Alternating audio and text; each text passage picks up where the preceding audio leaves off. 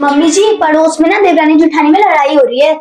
देवरानी जेठानी में लड़ाई हो रही है या घर वाले लड़वा रहे हैं? ऐसा क्यों बोल रहे हो मम्मी जी? बहू एक बात बता तू मुझे, दो लड़कियां जो आपस में एक दूसरे को शादी से पहले जानती तक नहीं है, शादी के बाद से वो अचानक से एक दूसरे की दुश्मन कैसे बन जाती हैं? कह तो सही रहे हो मम्मी जी आप, लेकिन ऐसा होता कैसे है? बहू देवरानी जेठानी के बीच में ना दीवार खुद खड़ी नहीं होती, ससुराल वाले करवाते हैं। मतलब?